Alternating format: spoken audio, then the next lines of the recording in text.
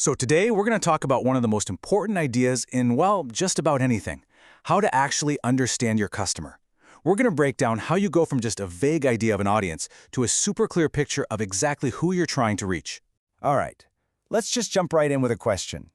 I want you to imagine you've just created the coolest new product in the world.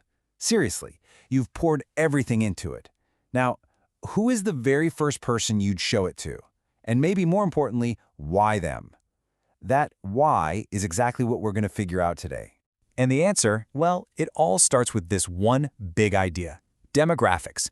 It sounds kind of technical, but all it really means is looking at the statistical facts of a population. And it really boils down to four main things: age, gender, income, and location. Think of these as the first four crucial pieces of your customer puzzle.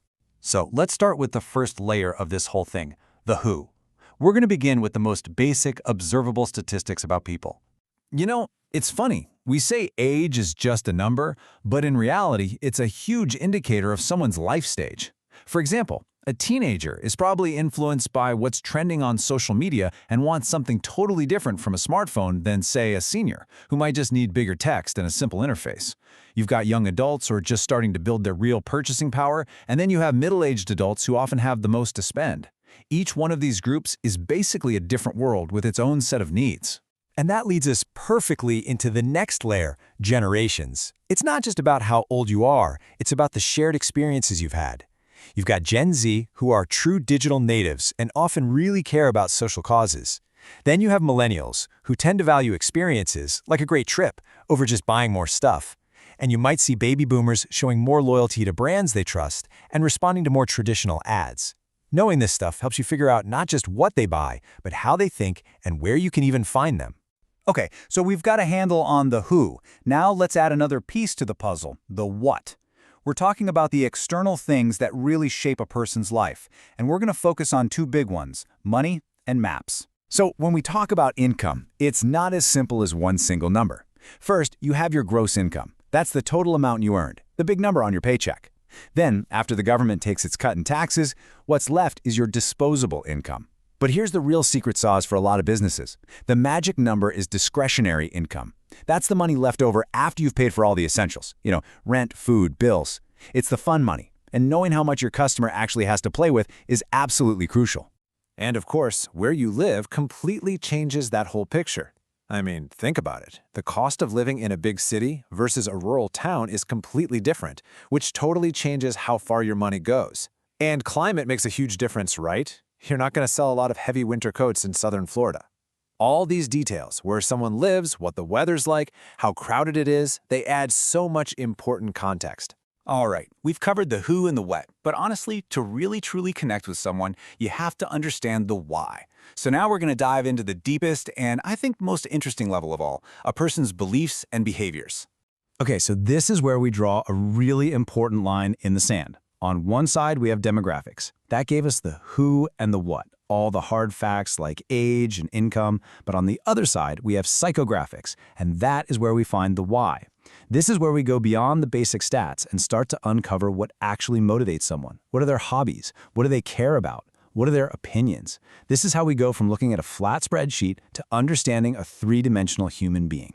And a huge piece of that why comes down to culture.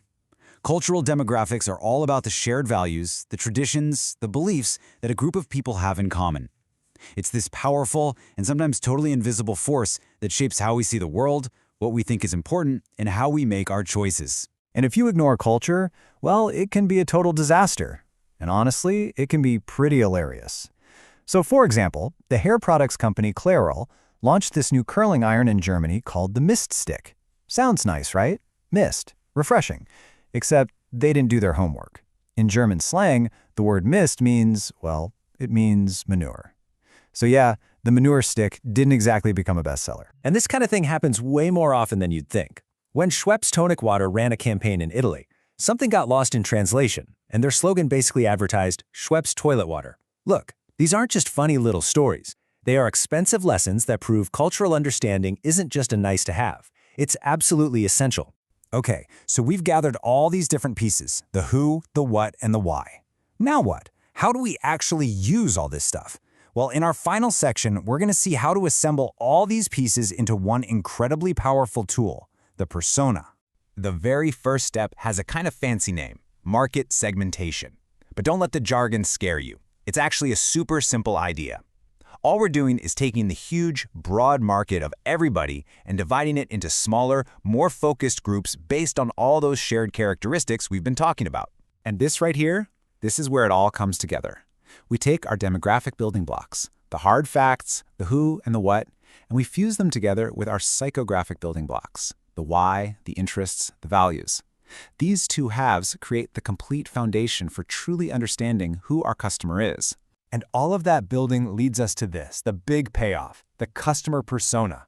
This is where all that data becomes human. You literally create a detailed, fictional character who represents your ideal customer. You give them a name, a job, hopes, dreams, challenges. All of a sudden, you're not talking to a spreadsheet anymore. You're talking to a person. You're creating a character for the story of your business. You know, there's this great quote from the management legend Peter Drucker that just nails it. He said, "The aim of marketing is to know and understand the customer so well, the product or service fits him and sells itself." And that's really the ultimate goal here. It's not about trying to convince someone to buy something. It's about understanding them so deeply that you create the exact thing they already need. So how do we get there? By following this simple, old business saying, don't guess, measure. A customer persona isn't just a guess you pull out of thin air. It's not an assumption. It's a tool that's carefully built from real data to give you real, actionable insight.